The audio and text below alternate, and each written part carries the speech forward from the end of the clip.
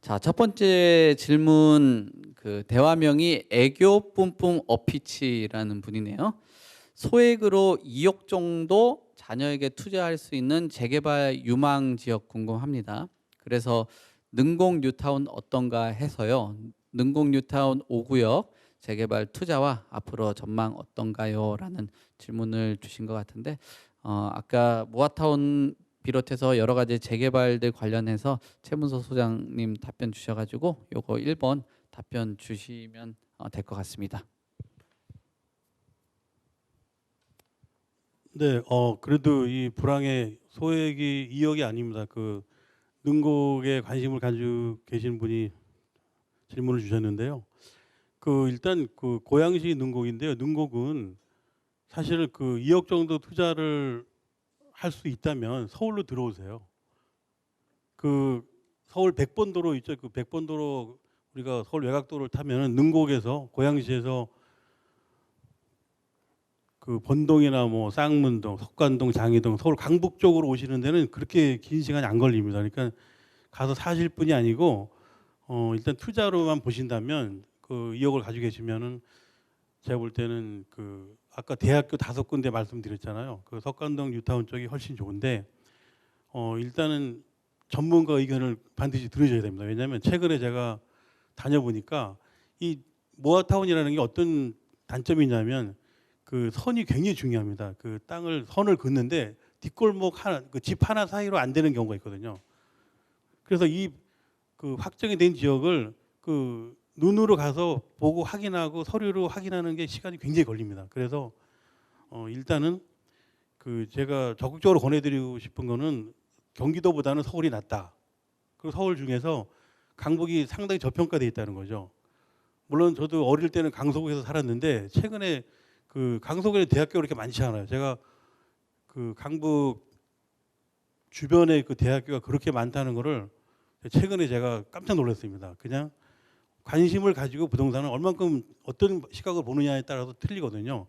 그래서 그 석관동이나 뭐 장이동 부근 그리고 중요한 건 본동에서도 또 물건 매물이 나올 수가 있는데 자세히 보면은 그 지구 지정이 잘 되어 있나 확정된 지역의 번지수와 또 어떤 그 미리 사전에 검토를 해야 되는 거고요.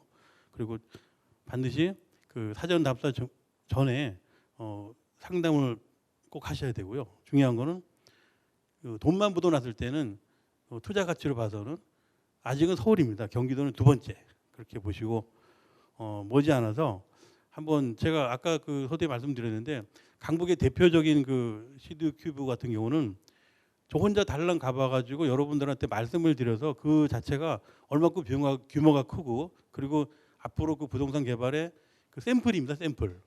그 서울시 신통에서 굉장히 막대한 돈을 들여서 개발을 했기 때문에 아마 그 기회를 주시면 제가 사전에 그쪽 그 건물 측과 협의를 해가지고 한번 같이 답사하는 것도 괜찮습니다. 왜냐하면 이게 한 강북이라는 게 50층짜리 건물이 없거든요. 근데 50층을 뭐 무조건 무작정 간다고 되는 게 아니기 때문에 그걸 돌아보면서 전체 그 강북에 있는 그 앞으로 먼 미래를 한 번에 싹 설명해 드릴 수가 있거든요. 우리가 처음에 여의도에서 63빌딩 생겼을 때는 관광객이 엄청 왔습니다. 근데 그보다 더 높은 건물이 많이 생기다 보니까 이제 63빌딩이 사라졌죠. 근데 서울 강북에는 63빌딩이 없잖아요. 그래서 부동산 개발을 하기 전에 그 전문가와 의견을 들어보고 또 생각해 볼 수 있는 기회를 드리고 그래서 한 번은 그 답사 시간을 마련하도록 하겠습니다. 그러니까 그거는 여러 가지 이제 충분한 공부가 될 것이라고 제가 말씀드리는 거고 능곡 타운을 생각하시는 분은 생각을 바꾸셔야 됩니다. 돈을 벌려면 서울 강북으로 가자. 이걸로 제 답을 드리겠습니다.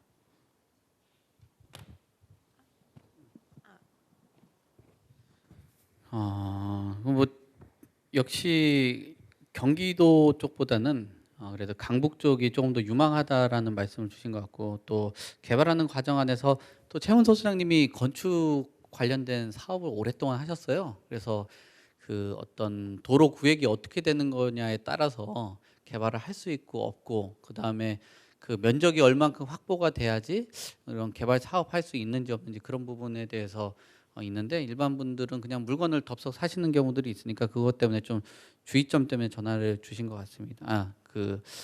뭐 말씀을 주신 것 같습니다. 잘 확인하시고 최문수 선생님 요즘에 좀 한가하시다고 하니까 한 번씩 연락 주셔가지고 같이 현장도 가고 뭐 여러 가지 뭐 냉면 한 그릇 사주시면 되겠죠. 뭐 신청들 하시면 좋을 것 같습니다. 네, 뭐 첨언하실 분 있으시면 예.